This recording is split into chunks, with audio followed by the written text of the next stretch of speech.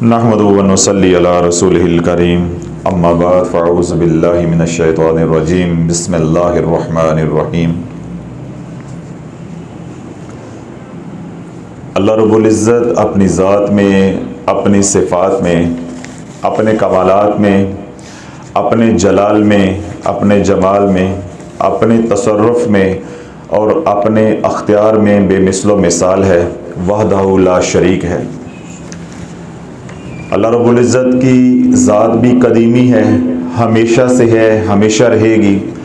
और अल्लाह रब्बुल इज़्ज़त की सिफ़ात भी हमेशा से हैं और हमेशा रहेंगी।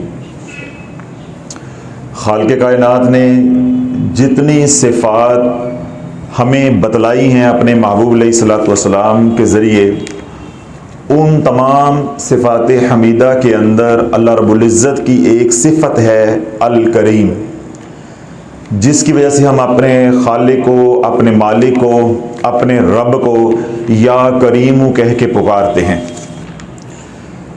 ये वो सिफत है जो साइबान बनकर तमाम सिफात के ऊपर परताव डालती है, तमाम सिफात के ऊपर परताव डालती है। अल्लाह रब्बुल इज़्ज़त का ये मुबारक नाम अल करीम, ये कुरान मजीद फुरकान हमीद में 3 बार आया है। एक अभी हमने सूरह इन्फतार नमाज के अंदर पढ़ी, या अय्युहल इंसानु मा गर्रका बिरब्बिकल करीम, ए बंदे तुझे अपने रब के बारे में किस बात ने धोखे में डाल दिया है कि तू करीम रब को छोड़ के कहाँ भागता जा रहा है। और दूसरा अल्लाह रब्बुल इज़्ज़त जो है वो फरमाता है सूरह नमल के अंदर, वमन कफर फइन्न रब्बी गनियुन करीम, और जो लोग नाशुक्री करते हैं, रब झंझोड़ रहा है, फिर क्या है, तुम जान लो अल्लाह तो अपनी ज़ात में खुद बुजुर्ग है, अल्लाह तो अपनी ज़ात में आप बुजुर्ग है। वमन कफर, जो लोग कुफर करते हैं, नाशुक्री करते हैं, फ़इन्न रब्बी गनियुन करीम। तो तीसरी बार जो अल्लाह रब्बुल इज़्ज़त ने अपनी इस सिफत को बयान किया है वो सूरह अलक़ के अंदर, इक़रा बिस्मि रब्बिकल्लज़ी खलक़, खलक़ल इंसाना मिन अलक़, इक़रा व रब्बुकल अकरम, इक़रा व रब्बुकल अकरम, इक़रा पढ़, व रब्बुका अपने रब के नाम से, अकरम जो बड़ा करम करने वाला है, पढ़ अपने रब के नाम से जो करम धर करम करने वाला है, जो बड़ा ही करीम है, अकरमल अकरमीन है। तो यूं अल्लाह रब्बुल इज़्ज़त ने अपनी सिफत का 3 बार कुरान मजीद फुरकान हमीद के अंदर जिक्र किया है। जो बात मैं आप हजरात को कहना चाहता हूं वो ये, अल्लाह की हर सिफत सर आंखों पे है, हर सिफत के अपने रंग हैं, अपने अनवारों तजल्लियात हैं, लेकिन अल्लाह रब्बुल इज़्ज़त की हर सिफत जो अल्लाह ने हमें बतलाई या सिफाती नाम के अंदर आई, वो एक मुकम्मल अलग अलग निज़ाम है। क्या है? अलग अलग निज़ाम है। यानी कोई शख्स, कोई सालिक, कोई तालिब मौला अल्लाह का एक नाम पकड़ लेता है, मिसाल के तौर पे वो अल्लाह का एक नाम पकड़ लेता है या गफ़ारू, तो अल्लाह तक पहुंचने के लिए ये एक नाम ही काफ़ी है, ये एक मुकम्मल निज़ाम है। इस तरह कोई पकड़ लेता है या कहारो, तो ये एक मुकम्मल निज़ाम है। समझ आ गई? ये दूसरे निज़ाम का मोहताज नहीं है, ये मुकम्मल एक निज़ाम है अल्लाह तक पहुंचाने का, राह सलूक तय करने का, अल्लाह के दर का फ़कीर बनने का या वलायत हासिल करने का, ये पूरा एक निज़ाम है। इस तरह कोई शख्स जो है वो पकड़ लेता है ज़ुल जलाली वली इकराम, तो ये एक मुकम्मल वलायत का निज़ाम है। अल्लाह उसको ऐसी वलायत देगा कि वो साहिबे करामत भी होगा, यानी उससे करामात का ज़ुहूर भी होगा, साहिबे बुजुर्गी भी होगा, साहिबे जलाल भी होगा, साहिबे हाल भी होगा। यानी ये छोटे से नाम के अंदर, टुकड़े के अंदर, जुल जलाली वल इकराम, देखने में जो बहुत आसान और छोटा सा लग रहा है, लेकिन ये क्या है? मुकम्मल एक निज़ाम है, मुकम्मल एक निज़ाम है। तो मैं अर्ज ये करना चाह रहा हूं कि हर सिफाती नाम एक मुकम्मल निज़ाम है। लेकिन मजे की बात यह है कि हर निज़ाम के अंदर, हर अल्लाह के सिफाती नाम के अंदर या करीमों की झलक है। बात समझ आई कि अल्लाह के जो 99 सिफाती नाम है या 99 सिफात हैं, हर सिफत एक मुकम्मल वलायत का निज़ाम है, रूहानियत का निज़ाम है, अल्लाह तक पहुंचने का एक निज़ाम है, अल्लाह की मार्फत और अल्लाह के कुर्ब का एक मुकम्मल निज़ाम है। किसी को एक निज़ाम यानी एक इस्म मिल जाता है तो वही उसके लिए बाद में इस्म आज़म बन जाएगा, उसको फिर किसी दूसरे विर्द की, वजीफे की, निज़ाम की ज़रूरत नहीं रह जाती। जो बात हमने समझनी है, जो लतीफ़ नुक्ता हमने समझना है अल्लाह वालों, वो ये है कि हर निज़ाम मुकम्मल होने के बावजूद उसके ऊपर अल करीम का परताव है, अल करीम का साया है। वो अल्लाह की सिफत करीम से मुबर्रा नहीं है।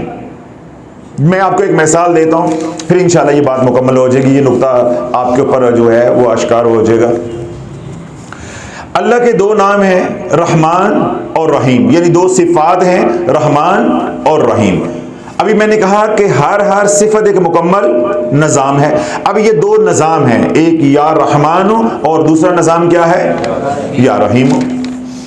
रहमान उसको कहते हैं जो गुनाहों को माफ़ करने की कुदरत रखता है। अब मैं कहूँ ऐ अल्लाह मेरी तौबा, और अल्लाह क्या करे? मेरे गुनाहों को माफ कर दे, तो इसका क्या मतलब है कि अल्लाह की सिफत रहमान हरकत में आई, उसका परताव मेरे पे पड़ा, उसका फैजान मुझे मिला, तो क्या हुआ कि अल्लाह ने मेरे गुनाहों को माफ कर दिया। तो क्या गुनाहों को माफ कर देना अल्लाह का करम नहीं है? बात समझ आ गई?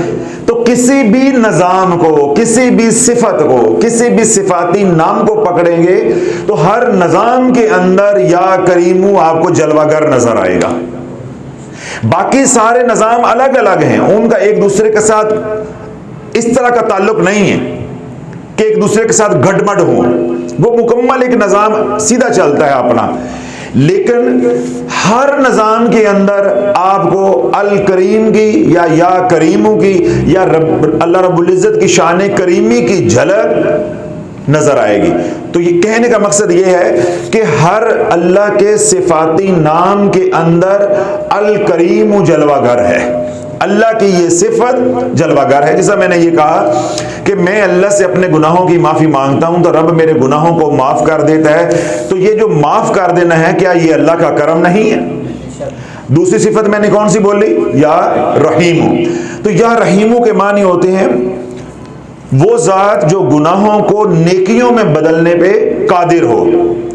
तो मैं रब की बारगाह में अर्ज करता हूं कि या अल्लाह मेरे गुनाहों को माफ कर दे, तो ये कौन सा परताव आएगा? किस सिफत का? या रहमान का। फिर मैं कहता हूं अल्लाह तो गुनाहों को माफ तो किया है, मेरे पास नेकियां नहीं है, मेरे गुनाह ही नेकियों में बदल दे, तो इसमें किसका मुझे परताव मिलेगा या फैजान मिलेगा? या रहीमों का। अब अल्लाह मेरी ये दरख्वास्त, मेरी ये इल्तजा या मेरी ये दुआ कबूल फरमा लेता है, तो मेरे गुनाह नेकियों में बदल जाते हैं, तो क्या ये अल्लाह का करम नहीं है? अब मेरा नुक्ताबाजी हो गया, या कोई और मिसाल दे दूं, मजीद बता दूं। मिसाल के तौर पे अल्लाह का एक नाम है या सत्तारू, या सत्तारू, ढांपने वाला, पर्दा डालने वाला, मख्फी रखने वाला, ऐबों को छुपाने वाला। अब अल्लाह क्या फरमाता है कि तुम दुनिया में मेरी मखलूक के ऐबों पे पर्दे डालो, कल जब तुम मेरे पास आओगे तो तेरी बदकारियों, तेरे गुनाहों, तेरी स्याकारियों के ऊपर पर्दे मैं डालूंगा। तू दुनिया में मेरी मखलूक की पर्दापोशी कर, कल क़यामत के दिन मैं तुझे रुस्वा नहीं होने दूंगा।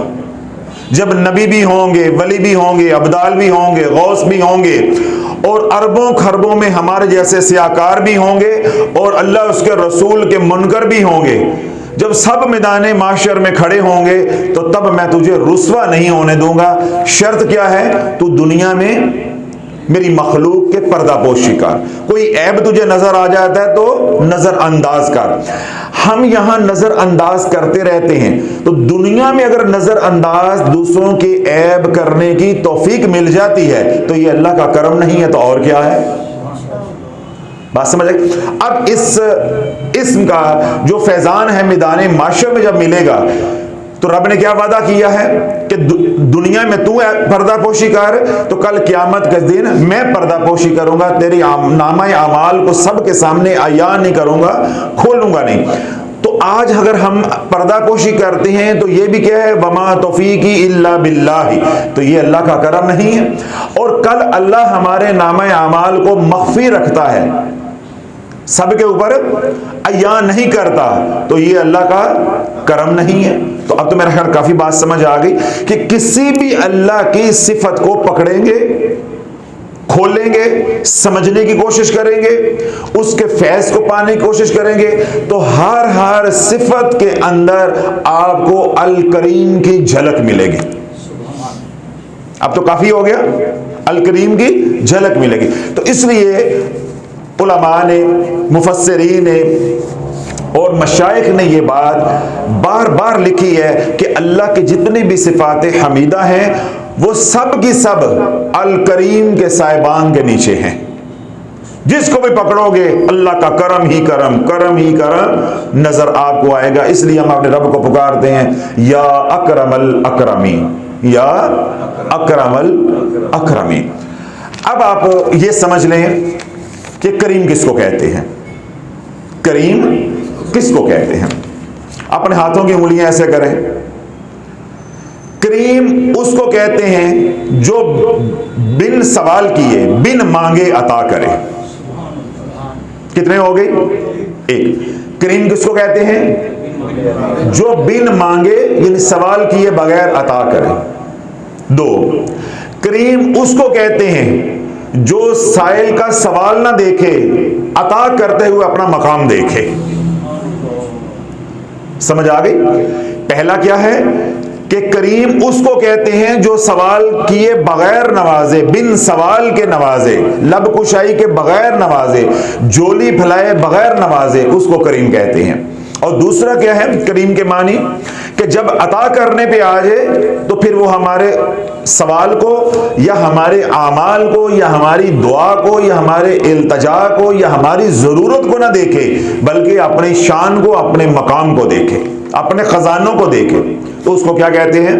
करीम। दो हो गए। तीसरा, करीम उसको कहते हैं, करीम उसको कहते हैं जो दे दे फिर देने के बाद वापसी का तकाजा ना करे। जैसा मैंने आपका हाथ खड़ा करवाया, थक तो नहीं गए? अल्लाह की करीमी सुनने का मजा ही ऐसे आता है, जब अहले मोहब्बत हों भी बयान करने का भी मजा और सुनने का भी मजा।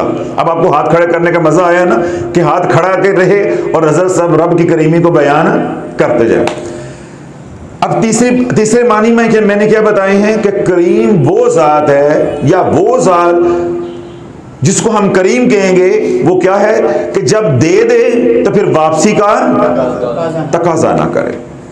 चौथी बात या चौथे मानी या चौथा मारफ, करीम उसको कहते हैं, करीम उसको कहते हैं आपने झोली फैलाई तब उसने दे दिया, बिन झोली फैलाए बिन सवाल किए तब उसने दे दिया, आपने दरख्वास्त की तब उसने दे दिया, दरख्वास्त के बगैर दे दिया, जिस भी हाल में उसने नवाज दिया, फिर आपकी मरने तक यानी जब तक आपकी जिंदगी है कभी भी आपको अपना एहसान ना जतलाए, उसको करीम कहते हैं। जो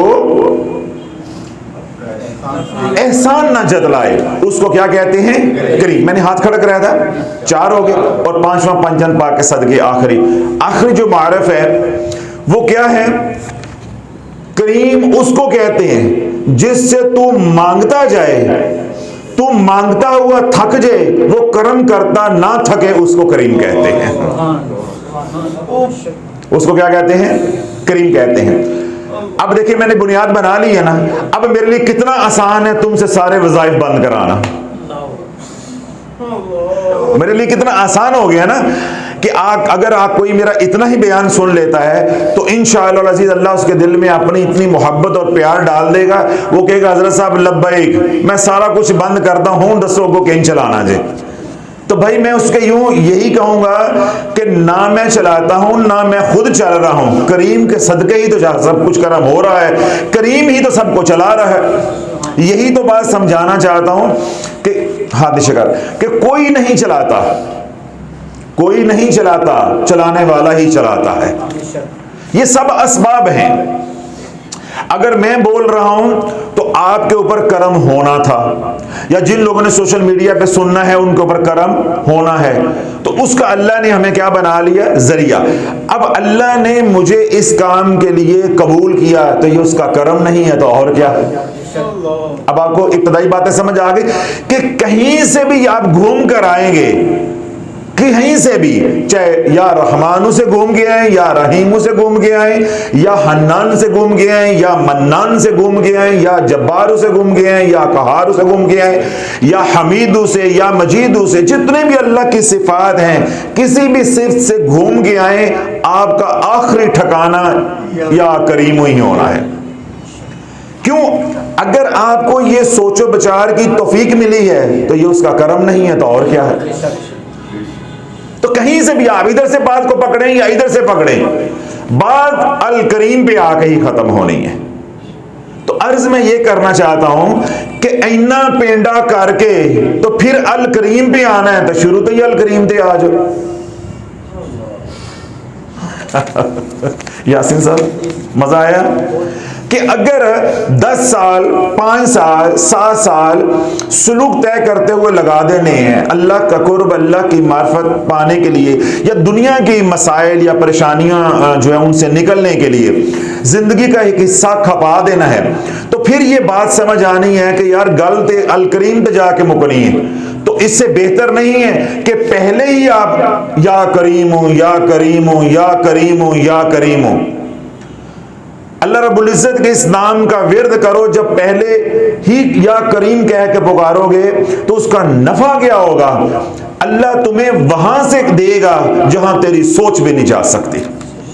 फिर मैंने करीम के जो 5 मारफ बयान किए या मानी बयान किए, उनके अंदर मैंने एक मानी या एक मारफ बयान किया है, उधर आपकी तवज्जो नहीं गई। किसी भी अल्लाह के नाम का वसीला वास्ता या उसके जरिए से रब तक पहुंचोगे या मांगोगे, जो मांग के लोगे उसका हिसाब होगा। नहीं पहुंचे, नहीं पहुंचे, जो अल्लाह से मांग के लोगे उसका मुहासबा होगा। उसका क्या होगा, मुहासबा होगा। जिस तरह आप भी जानते हैं बेटी क्या होती है, रहमत, और बेटा क्या होता है, नेमत। तो हम क्या कहते हैं कि बेटी का हिसाब नहीं है, नेमत हर का हिसाब होगा। सुम्मा लतुसअलुन्ना यौमइज़िन अनिन नईम, फिर तुम जब हमारे पास आओगे एक एक नेमत का हम तुमसे सवाल करेंगे। बेशक जब तुम हमारे पास आ जाओगे तो फिर हम एक एक नेमत का सवाल करेंगे। तो जो अल्लाह ने रहमत बिन मांगे कर दी उसका कोई सवाल बनता है?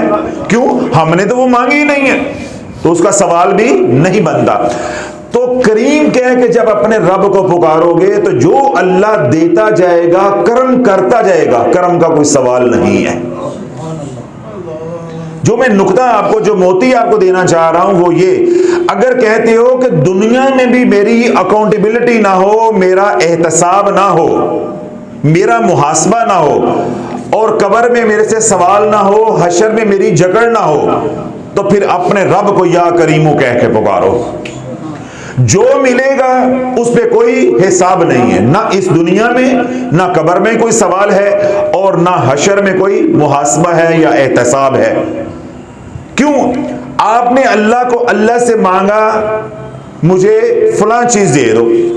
मिसाल के तौर पे आपकी औलाद नहीं है तो आपने अल्लाह से क्या जैसा मांगी, औलाद, या अल्लाह मुझे औलाद नारीना दे दे। आपने कहा है अल्लाह को कि मुझे 2 बेटे दे दे, आपके पास तो एक बेटा भी नहीं है। तो आपने कहा या अल्लाह मुझे औलाद नरीना दे दे, ए अल्लाह मुझे औलाद नरीना दे दे, ए अल्लाह मुझे बेटा दे दे।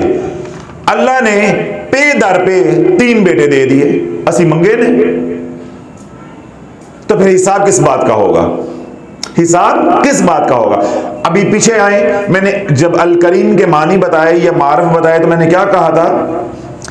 करीम उसको कहते हैं कि जब वो अता करने पे आ जाए तो तुम्हारे सवाल को नहीं, अपनी शान को देखे, अपने मकाम को देखे। आपके पास बेटा नहीं था, आपने महज एक बेटा मांगा, औलादे नरीना मांगी, अल्लाह ने 3 दे दिए। हमने 3 मांगे ही नहीं थे, दे दिए, अल्हम्दुलिल्लाह, शुक्र है। जब बिन मांगे दिए तो फिर हिसाब कैसा? ये अकली तौर पे भी मामला समझ आता है। तो अल्लाह बोलो, जब अपने रब को या करीमो या करीमो या करीमो कह के पुकारोगे, जो तुम्हारी जिंदगी के ऊपर, तुम्हारे घर बार के ऊपर, तुम्हारे मालो मता के अंदर करम होता जाएगा, ना इस दुनिया में कोई उसका एहतसाब है, ना कब्र में कोई सवाल है, ना हशर में उसके बारे में कोई पूछगिछ होगी। ये दुनिया भी ठंडी ठार और कब्र भी ठंडी ठार, और हशर में फिर हजूर के साथ अलैहिस्सलातु वस्सलाम। तो अगर तो आप इस तरह की जिंदगी, मंठार वाली जिंदगी चाहते हो, पुरसकून जिंदगी चाहते हो कि मैनू कोई पुछन किछन वाला ही ना होवे, तो फिर अल्लाह को कह के पुकारो या करीम, या करीम, या करीम। फिर एक और नुक्ता दे रहा हूं आपको। मैंने आपको यह कहा कि अगर आप मंठार वाली जिंदगी चाहते हो, अमन वाली जिंदगी चाहते हो, सुकून और राहत वाली जिंदगी चाहते हो, तो तुम्हें कोई पूछेगा ही नहीं, तुम रब को क्या कह के पुकारो? या करीम। फिर जो मर्जी करो, जो मर्जी करो। नहीं, जब रब करम करेगा वो तुझे चलाए ही उस रास्ते पे, उस जब रब तुम्हारे पे करम करेगा, वो तुम्हें बिन कहे चलाए ही उस रास्ते पर वो चलाएगा जिस रास्ते पे अल्लाह पसंद करेगा। यानी आपको वो खुद रब हिदायत के रास्ते पे चलाएगा। ये हो ही नहीं सकता कि आप अपने अल्लाह को करीम कह के पुकारें और अल्लाह से जो नेमत लें या अल्लाह जो नेमत अता कर दे, फिर उस नेमत को आप नाजायज इस्तेमाल करें। ये हो ही नहीं सकता। ये अल करीम से मांगेंगे तो जो करीम रब अता करेगा, उसकी अता के साथ ये मुफ्त सहूलत मुयस्सर होगी। ये हिफाजत का निजाम बिन मांगे मिलेगा कि करीम कह के जब रब को पुकारेंगे तो अल्लाह वो रिज्क देगा जो हराम के कामों पे या गुनाह के कामों पे नहीं लगेगा। और अगर अल्लाह से मांगेंगे, या अल्लाह मेरा हाथ तांगे मुझे पैसे दे दे, अल्लाह मेरा हाथ तांगे मुझे इतने हजार चाहिए, इतने लाख चाहिए, ये अब आपने क्या किया है? मांगा है। क्या किया है? मांगा है। मांगना उधर भी है। इसमें, इस दुआ के अंदर, इस इल्तिजा के अंदर, इस दरखास्त के अंदर आपने अल्लाह से मांगा है, अल्लाह से मांगा है, लेकिन करीम को करम का वास्ता नहीं दिया, करीम को उस करीम से करम का सवाल नहीं किया। दरखास्त की है, आपकी दरखास्त कबूल कर ली जाती है, जो आपने मांगा है वो आपको दे दिया जाता है। फिर देने के बाद उसका पूछा भी जाएगा कि कहां खर्च किया था, कहां खर्च किया था। और अगर जाके झोली फैला देते हैं, साईं करम फरमा, साईं करम फरमा, अब वो झोली में लख डाले या कख डाले, हमने मांगा नहीं है। तो जब मांगा नहीं है तो एहतसाब किस बात का है? उसने दिया है अपनी मौज में आके, उसने अपने जमाल की तजल्ली फरमाई है, उसने अपने जमाल की तजल्ली फरमाई है। अगर मजमून समझ नहीं आया तो एक जटाका सी मिसाल देता हूं, इंशाअल्लाह ऐसे जाएगा जैसे जून जुलाई के दिनों में रूह अफ़ज़ा रोजे की हालत में अंदर उतरते ना, अल्लाह ऐसे ये मजमून दिल में उतारेगा इंशाअल्लाह। मैंने क्या बात कही कि जब रब को उसकी करीमी का वास्ता दे के मांगोगे तो फिर हिसाब नहीं है। कोई बहुत बड़ा अलामा हो, कोई बहुत बड़ी कोई मुफ्ती हो, खातून, आजकल है ना सोशल मीडिया पे भी लोग, तो वो क्या होते हैं, भड़क उड़ते हैं। अल्लाह कहता है हिसाब होगा, तू कैसे कहता कि हिसाब नहीं होगा? तो तो मैं आपको उसकी एक दलील देता हूं, एक अकली मिसाल देता हूं। इंसान क्या है? कमजोर। इंसान क्या है? कमजोर, आजिज, कंजूस, जालिम। ये तमाम औसाफ इंसान के अंदर मौजूद हैं। कमियां जो हैं ये इंसान के अंदर मौजूद हैं, इससे कोई इनकार है? ये सारी कमियां होने के बावजूद मंगता आता है, क्या कहता है? अल्लाह के नाम पे, अल्लाह के नाम पे। उसने नहीं कहा कि मुझे 5 दो, 10 दो, 50 दो, 100 दो। आपने जेब में हाथ डाला, आपने 50 रुपए आए, आपने 50 रुपए दे दिए, वो चला गया। कभी आज तक हमने जाके पूछा है कि तूने 50 कहां खर्च किए हैं? किसी ने पूछा हो? उससे वो शराब पिए, उससे वो जिना करे, उससे वो बुरे काम करे, सिनेमा में जाकर टिकट खरीदे उन पैसों की, या उन पैसों से जाके बच्चों के लिए सुपारा खरीदे या बच्चों के लिए राशन खरीदे, हमें कोई मालूम नहीं है। कभी हमने उसका एहतसाब किए, हमने दे दिया अल्लाह के नाम पे, फिर दे दिया। तो अल्लाह बोलो, एक बंदा जालिम है, कंजूस है, हरीस है, लालची है, वो दे के एहतसाब नहीं कर रहा, हम तो करीम से मांग रहे हैं। हम तो किससे मांग रहे हैं? करीम से। तो करीम दे के हमें कटहरे में खड़ा करके हमारे से हिसाब लेगा कि बता, मैंने तुझे इतने करोड़ दिया, दुनिया में इतने लाख दिया, एक एक पाई का हिसाब दे, एक एक पाई का हिसाब दे। तो अल्लाह वालों, अगर इस दुनिया में भी, कब्र में भी और हशर में भी हिसाब से बचना है तो बस रब की जो सिफत है या करीमो यानी अल करीम, बस इसके पीछे छुप जाओ। अल्लाह से जब भी मांगो, आफियत मांगो, सलामती मांगो और उसका करम मांगो। अल्लाह से जब भी मांगो उसका करम मांगो, तो करम का कोई हिसाब नहीं। जैसे मंगते के ऊपर आपने क्या किया? करम किया। अगर नहीं ये बात समझ आई तो घर में देख लें आप अपने बच्चों को, जब बच्चे पैदा होते हैं उस दिन से लेके जब तक हम माँ बाप जिंदा रहते हैं तो बच्चों को दिए जाते हैं, दिए जाते हैं, दिए जाते हैं। कभी किसी माँ बाप ने कहा आ जरा हिसाब कर लिए? कि बल्कि माँ बाप की खुशी देने में होती है।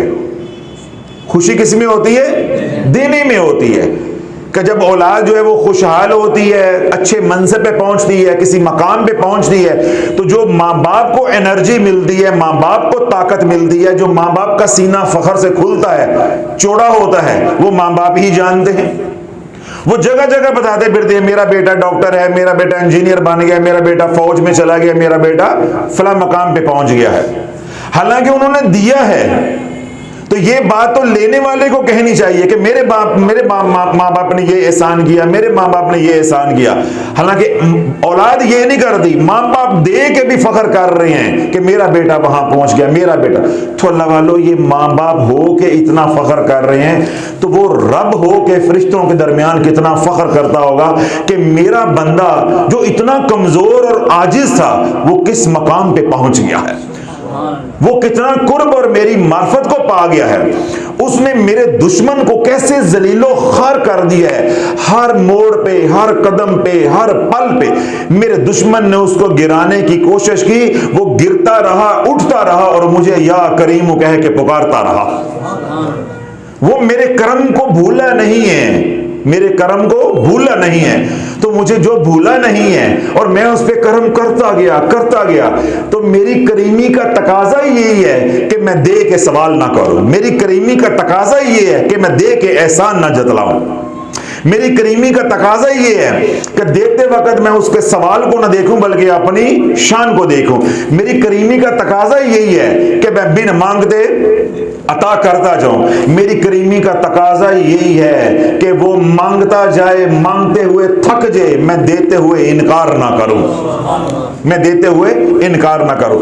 तो अल्लाह वालों, अगर तो रब की ये वाली रहमत या ये वाला करम चाहते हो तो बस उठते बैठते, वजू बगैर वजू, पाकी नपाकी, हर हाल के अंदर या करीम हो, या करीम हो, या करीम हो, या करीम हो। अल्लाह वहां से अता करेगा जहां तेरा गुमान नहीं है, और वो जरूरतें जो आने वाले जमाने में तुझे पढ़नी है अल्लाह वो भी तुझे देता जाएगा। यानी तुझे कोई सवाल नहीं करना पड़ेगा।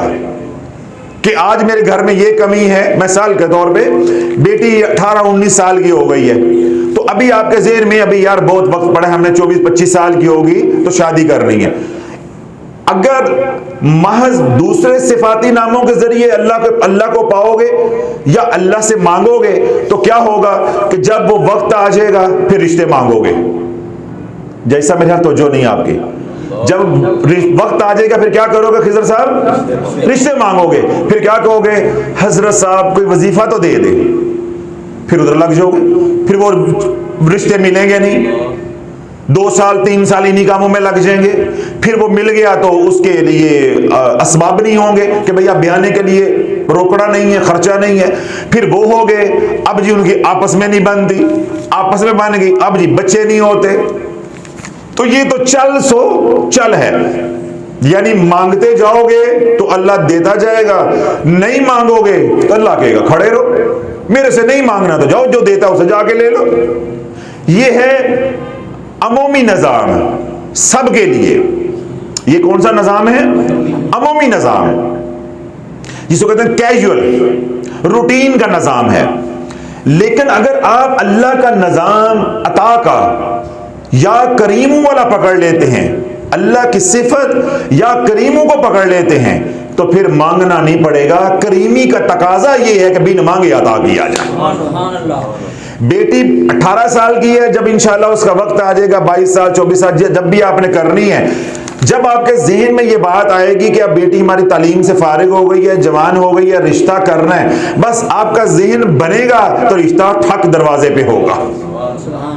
अब ब्याह करना है यानी रुखसत करना है, उसके लिए पैसा चाहिए, तो मांगना नहीं पड़ेगा, अल्लाह बिन मांगे अता करेगा। फिर बसाना नहीं पड़ेगा, बिन मांगे अल्लाह बसा के दिखाएगा। फिर बच्चे मांगने नहीं पड़ेंगे, अल्लाह बिन मांगे औलाद देगा। तो ये सारा फैजान किसका होगा? या करीमों का। तो फकीर ने आज आपको वो नुक्ता दे दिया है जिसके लिए हमने 32 साल छितर खाए हैं, झिड़कें खाई हैं। समझ आ गई? मैं एक जगह पे गया, वहां काफी रश था। 2-3 बातें जिंदगी की मेरी ऐसी तल्ख हकीकतें हैं जो मुझे भूलती नहीं है। जब आप लोगों को मैं देखता हूं, आप मुझे उठते बैठते आधी रात को भी कहते हैं हजरत साहब दुआ करें, कहते हैं ना, कहना भी चाहिए। जो लोग नहीं भी जानते, सोशल मीडिया पे जो लोग सुनते हैं, मैं बाहर सफर में हूं, कहीं पे भी हूं, तो लोग क्या कहते हैं? हजरत साहब दुआ करें, हजरत साहब दुआ करें। तो ये उनका हुस्न ज़न होता है। अगर आप मुझे ये कहें कि हजरत साहब दुआ करें और मैं आपको धुतकार के कहूं जाओ तो जाके मांग, मेरे पास क्या लेने के लिए आया है, आपके जज्बात कैसे होंगे? फैज़ रसूल, आपके जज्बात कैसे होंगे? दिल आपका शीशा टूटना तो छोटी सी बात है, किरची किरची हो जाएगा।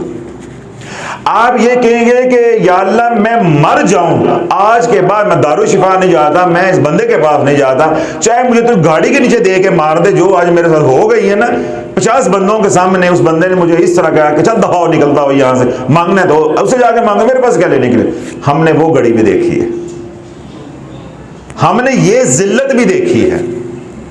सैकड़ों की तादाद में बंदे थे, सिर्फ दुआ के लिए कहा था, तो जिस तरह ऐसे धुतकारा जाता है जैसे कुत्ते को धुतकारते हैं, हमारे साथ वो भी हुआ है।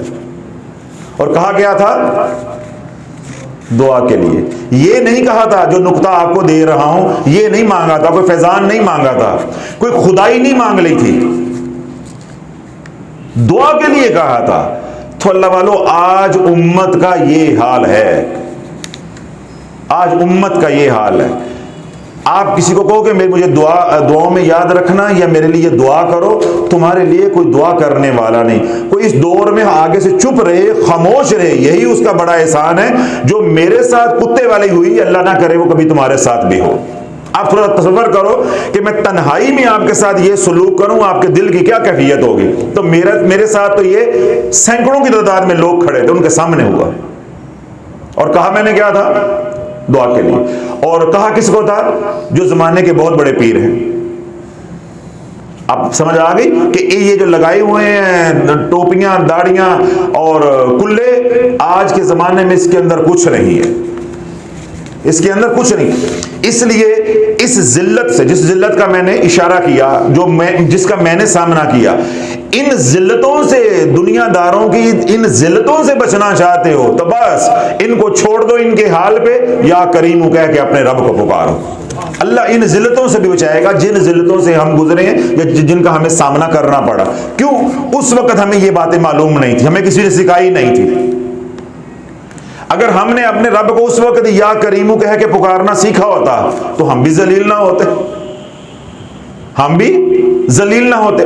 लेकिन अल्लाह सोने का निजाम है कि अल्लाह रब्बुल इज्जत बाज़ दफा जहमत दे के उसमें से रहमत निकालता है।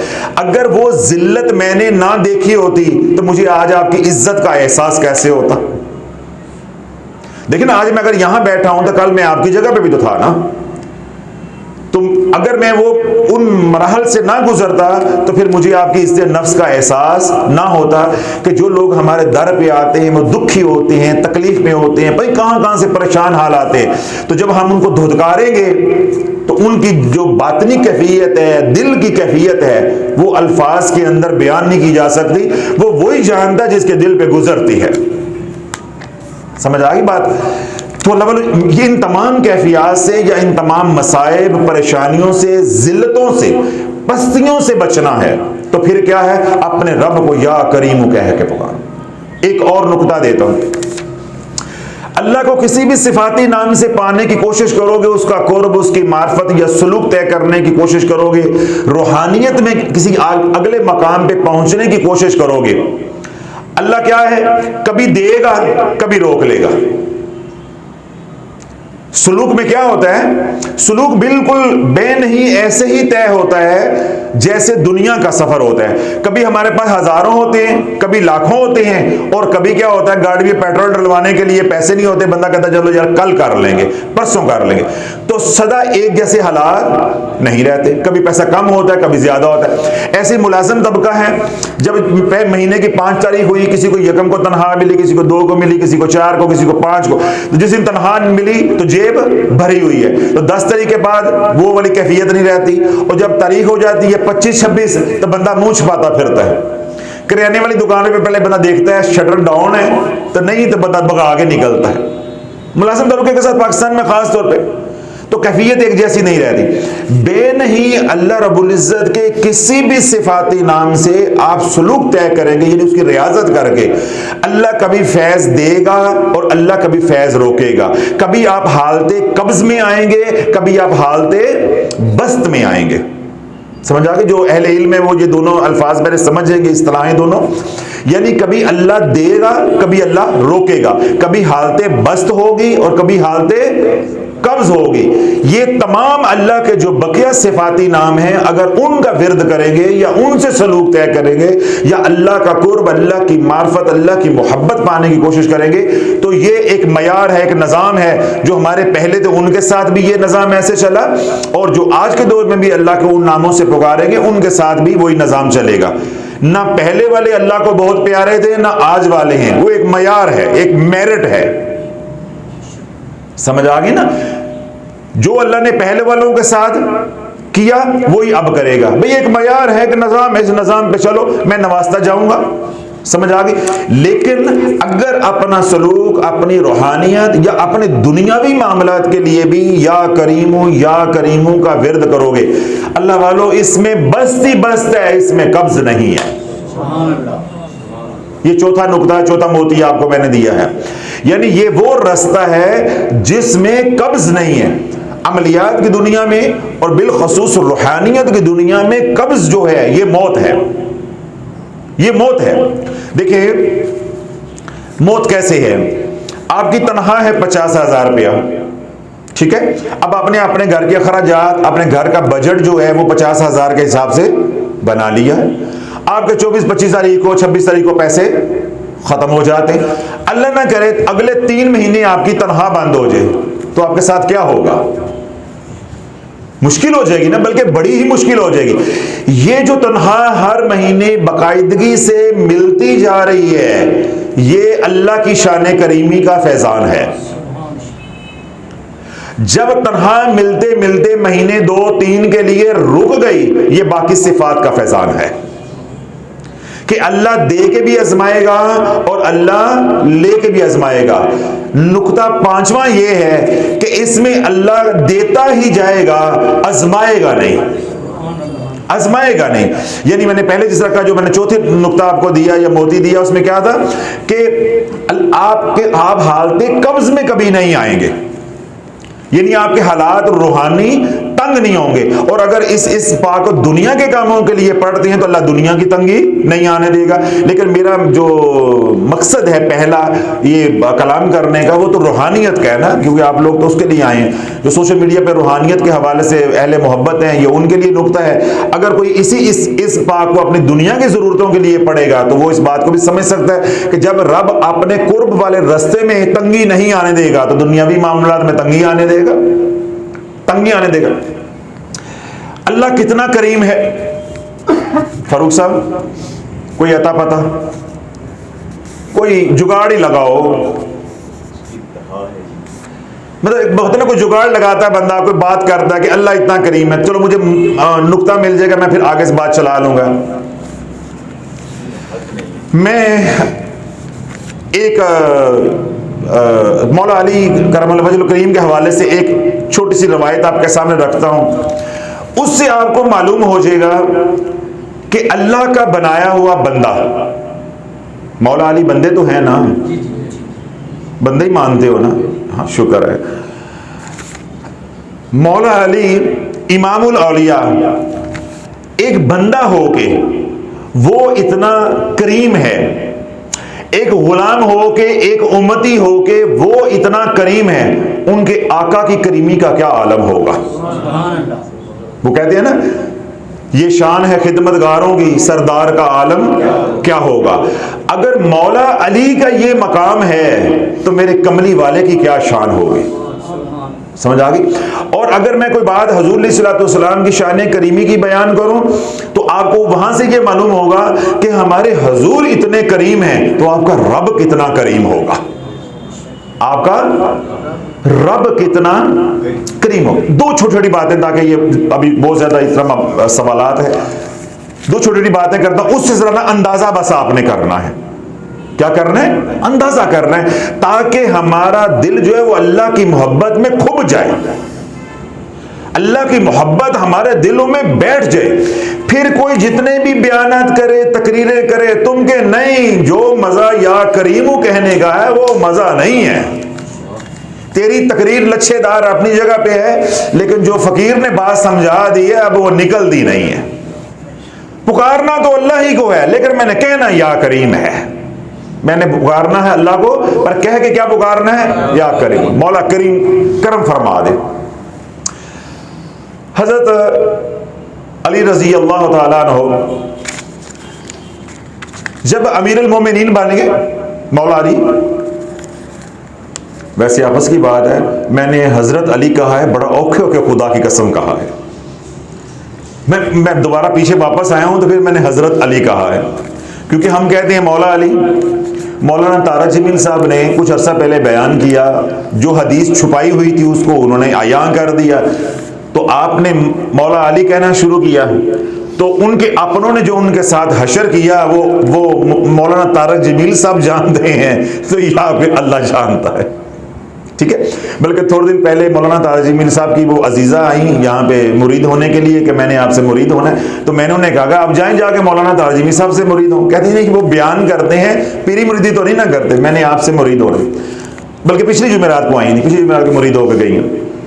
तो मैंने उन्हें कहा कि मौलाना तारा जमील साहब के पास जाके आप मुरीद हो जाइए। अब तो उन्होंने भी मौला अली कहना शुरू कर दिया है, तो मुझे कहने लगी कि वो तो ये कहते हैं कि अगर मेरे अपने लोग जो मुखालिफ हो गए हैं मेरे मौला कहने पे, अगर ये मुझे शिया भी कहें तो तब भी मैं जो है वो अली को मौला अली कहता रहूंगा। जब मेरे नबी ने फरमाया है तो फिर मैं कौन होता हूँ रोकने वाला। तो मैंने बड़ी मुश्किल से पीछे आके दोबारा हजरत अली कहा है। तो जिनको हजरत अली पचता है उनके लिए हजरत अली है, तो जिनका दिल जो है वो बाग बाग मौला अली कहने पे होता है उनके लिए मौला अली है। दोनों टच दे दिए आपको एक ही टिकट के अंदर। तो हजरत अली रजी अल्लाह ताला अन्हु के पास एक साइल आया अपना सवाल लेकर। खादिम ने आके मौला अली को अंदर बताया कि बाहर फ़कीर आया है, साइल आया है सवाल करने के लिए। तो मौला अली ने अपने खादिम को कहा कि चिराग को गुल कर दो, बत्ती बुझा दो। चिराग को क्या करो? फैज़ रसूल बंद कर दो, यानी अंधेरा कर दो। फरमाया बुला लो उसको। साइल अंदर आ गया। साइल ने आके अपना सवाल किया, मौला अली ने उसके सवाल को पूरा किया। साइल अपनी ज़रूरत को लेके बाहर चला गया। खादिम को कहा कि चिराग जो है वो जला दो। अब खादिम बड़ा हैरान है, अर्ज की अमीरुल मोमिनीन कि जब मेहमान आए चिरागा तो तब किया जाता है, जब मेहमान आया तो आपने दिया बुझाने का हुक्म दे दिया, चिराग गुल करने का हुक्म दे दिया। जब मेहमान चला गया, फकीर चला गया, साइल चला गया, आपने कहा कि चिराग जला दो। तो समझ नहीं आई। आपने फरमाया अली वो नदामत को नहीं देखना चाहता। जय साहब जरा तवज्जो है कि हम मौला अली को मौला क्यों कहते हैं। आपने फरमाया कि अली उस नदामत को, उस शर्मिंदगी को नहीं देखना चाहता जो सवाल करने वाले के चेहरे पे होती है। ये मौला अली की शान करीमी है कि जब बंदा किसी के दर पे मांगने के लिए जाता है, अल्लाह जो उसकी आंखों के अंदर शर्मिंदगी नदामत होती है, वो आंखें उठा नहीं पाता, सवाल करते झिझकता है। मौला अली फरमाते हैं कि नहीं, आए कोई अली के दर पे तो झिझक के मांगे। आपने क्या फरमाया है कि मुझे जिंदगी में कोई ऐसा शख्स नहीं मिला कि जिसने मेरे जितना अल्लाह ने मुझे इल्म दिया था, कोई मांगने वाला नहीं मिला, और जितना अल्लाह ने मुझे माली तौर पे नवाजा था ना उसका कोई सवाल करने वाला मिला है। यानी मेरे से इतना किसी ने पूछा नहीं जितना मैं जानता था, और इतना मेरे से दुनिया किसी ने मांगी नहीं जितनी मैं अता करने पे कादिर था। तो मौला अली क्या फरमा रहे हैं कि जो सवाल करने वाले पे यानी साइल के, फकीर के चेहरे के ऊपर नदामत, शर्मिंदगी या झिझक कह लें, थोड़ा हल्का लफ्ज कह लें, जो झिझक होती है, मैं उस झिझक को, उस शर्मिंदगी को देखना नहीं चाहता, ताकि जो मेरी बारगाह में आ गया है वो खुल के सवाल करे कि अमीरुल मोमिनीन ऐ चाहिए सानू, एतमाद के साथ वो के। ठीक है, तो अल्लाह का बंदा एक जो हुजूर अलैहिस्सलाम का गुलाम है, वलियों का इमाम है, उसकी शान करीमी ये है। तो जिनके वो गुलाम है तो आका की शान करीमी का क्या आलम होगा। समझ आ गई बात। तो हमें असल में जब तक हम बंदों की करीमी नहीं देखेंगे, हमें रब की करीमी समझ नहीं आएगी, हमें रब की करीमी समझ नहीं आएगी। तो इसलिए अल्लाह वालों, ये मैंने तमाम बातें जो है ना वो आपकी खिदमत में अर्ज की हैं कि अगर आप ये चाहते हो कि मेरी ये दुनिया भी सुखी हो जाए, मेरी कब्र भी आसान हो जाए और हशर में मेरा कोई हिसाब ना हो, तो फिर उठते बैठते हर हाल के अंदर वजू बगैर वजू कोई कैद नहीं है, कोई तदाद नहीं है। अल्लाह को या करीमू कह के ऐसे पुकारो जैसे तेरे नबी अलैहिस्सलाम ने इरशाद फरमाया कि तुम रब का यूं जिक्र करो कि तुम्हें कोई दीवाना कहे।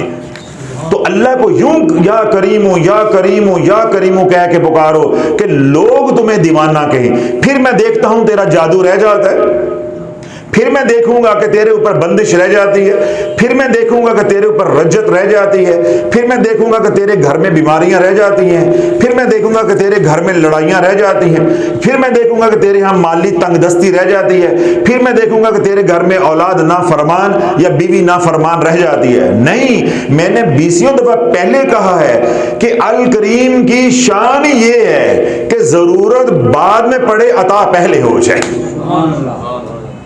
जरूरत बाद में पड़े, अता पहले हो जाए। अगर नहीं समझ आया तो समझा देता फकीर। मां के यहां बेटा बच्चा होता है, बेटा या बेटी यानी औलाद जब होने का वक्त आ जाता है, अभी जो डिलीवरी है यानी बच्चे की जो वलादत है उसमें कमो पेश 3 हफ्ते होते हैं। कितने हफ्ते होते हैं? 3 कमो पेश मां को दूध उतर आता है। और जब 1 हफ्ता रह जाता है तो मां की छाती दूध से मुकम्मल भर जाती है, मुकम्मल भर जाती। बच्चा तो है ही नहीं, अभी बच्चा तो है ही नहीं। अब वो जो मेमोरी ग्लैंड्स है यानी जिनके अंदर वो दूध की रतूबत पैदा हो रही है, जिसको हम दूध कहते हैं, अब वो क्योंकि वो दूध उन्हीं ग्लैंड्स के अंदर ठहरा रहता है, मेमोरी ग्लैंड्स के अंदर। अब बच्चे ने पैदा होना है 3 हफ्ते बाद, 18 दिन बाद, 17 दिन बाद, तो क्या होता है कि जो पहला दूध मां का होता है वो इंतहाई गाढ़ा होता है। जब 4-5 दिन मां दूध पिलाती है, चाहे वो जानवर हो, हैवान उसकी मां हो, या इंसान यानी मां बहन हमारी हो, तो पहला 4 दिन 3 दिन 4 दिन दूध क्या होता है, गाढ़ा होता है। फिर जब वो मामूल का काम हो जाता है, फिर दूध भी मामूल के मुताबिक हो जाता है। अब अल्लाह बोलो दूध अभी जरूरत थी 20 दिन बाद, 22 दिन बाद, 18 दिन बाद, 15 दिन पहले अल्लाह ने दूध पहले उतार दिया आने वाले के लिए। ये करीम की करीमी नहीं है तो और क्या है, ये रज़ाक की रज़ाकी नहीं है तो फिर और क्या है। अब बात समझ आ गई? तो अल्लाह यूं तुम्हें नवाजेगा, फिर ये नहीं है कि दुआएं करनी पड़ेगी, फिर दुआएं नहीं करनी पड़ेगी। जब करीम को करीम कह के पुकारोगे फिर दुआएं नहीं है। मैंने तो कितनी बार ये अल्लाह के नाम के सिफाती नाम के जो है मारफ समझा चुका हूं कि करीम कहते ही उसे हैं जो बिन मांगे अता करे। अगर तू कहता है मैं अनपढ़ हूं, जाहिल हूं, शरीयत का मुझे इल्म नहीं है, हजरत साहब मुझे मांगना नहीं आता, तो भाई अल्लाह को या करीम कह के पुकार। लोग कहते हैं ना, बात मैं बाहर की महाफल होती हैं तो जो बंदा मुझे मुत्तकी नजर आए तो मैं उसको माइक दे देता हूं, आए दुआ करवाएं, तो वो लोगों से दुआ नहीं करवाई जाती, वो नर्वस हो जाते हैं, परेशान हो जाते हैं। वो क्या कहते हैं, हज़रत मैं बोलना नहीं आता, मजमा देख के तो परेशान हो जाते हैं। तो इसी तरह अगर आप कहते हैं कि हजरत साहब आप जोर देते हैं कि दुआ करो अल्लाह से मांगो, हमें तो किसी ने मांगना ही नहीं सिखाया, तो भाई तुझे मांगना नहीं सिखाया तो फकीर सिखा रहा है बिन मांगे कैसे लेना है। मैं तुझे मांगना सिखाता रहूं, मेरी भी जिंदगी खप जाए, पता नहीं वल्लाहु आलम तू बकरी की तरह सीखता है कि नहीं सीखता। जैसे बकरी को सिखाएं, आज मुसलमान का यही आलम हुआ है कि सारा दिन उसको सिखाते रहो तो कान हिला के कह देती थी कि मैनू समझ कोई नहीं आया। तो आज मुसलमान का भी यही हाल है, जितना मर्जी दीन सिखाओ कि ये करो करनी उसने अपनी मर्जी है। तो अल्लाह वालों मैं तो आपको आसान रास्ता दिखा रहा हूं कि अगर मांगना भी नहीं सीखना तो फिर उस निजाम को पकड़ लो जिस निजाम से, या उस दर पे आ जाओ जिस दर पे बिन मांगे अता होता है। और वो रब की कौन सी सिफत है, या करीम। रूहानियत की मनाज़िल तय करनी है, राह सलूक तय करना है, अल्लाह का कुर्ब, अल्लाह की मार्फत, हुज़ूर अलैहि सल्लम की गुलामी चाहिए। और आप चाहते हो कि मैं ज़माने में ऐसे मकाम वलायत पे पहुंचूं कि मेरे जैसा कोई दूसरा ना हो, या करीम या करीम। अगर ये चाहते हैं कि अल्लाह मुझे ऐसी तंदुरुस्ती सेहत दे कि मैं मरते दम तक किसी का मोहताज ना हूं, अपने तमाम अज़ा जोड़ों के साथ सलामत, जिस तरह अल्लाह ने मुझे इस दुनिया में भेजा ऐसे सलामती के साथ मैं कब्र में उतरूं, तो पुकारो या करीम। अगर ये चाहते हो कि या अल्लाह आज तक मेरी जिंदगी हुई है 25 साल 30 साल 40 साल मैं किसी का मोहताज नहीं हुआ, या अल्लाह तूने मुझे ऐसी जिंदगी दी है कभी मैंने हाथ नहीं फैलाया, तो बकिया जिंदगी में भी मुझे किसी का मोहताज ना करना, तो पुकारो या करीम। अगर जिंदगी 50 साल है 40 साल है, अब औलाद जवान हो रही है और माशरे में इज्जत है, और रब की बारगाह में अर्ज कर दो कि या अल्लाह 40 साल बड़ी इज्जत के साथ गुजारे हैं, अब औलाद बेरवा रवी का शिकार हो रही है, इस इज्जत को दाग ना लगवाना, इस पग को दाग ना लगवाना, तो पुकारो या करीम, पुकारो या करीम।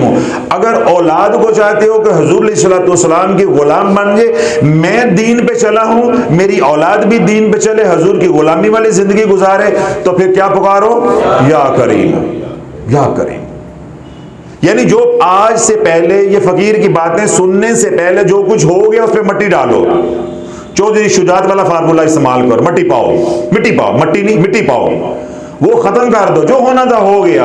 आज बात सुन ली है तो फिर अल्लाह वालों हम बड़े कमजोर हैं, अल्लाह अदल करने पे आ गया तो एक सवाल का जवाब भी नहीं होगा फिर। और मैं तो ये कहता होता हूं कि जो माशर है यानी रोजे माशर है उसको एक तरफ कर दो, ये दुनिया ही रोजे माशर है। वो तो मरेंगे, कब्र में जाएंगे, बरज़ख से उठेंगे तो फिर की बातें हैं। अल्लाह वालों ये दुनिया ही हकीकत में रोजे माशर है।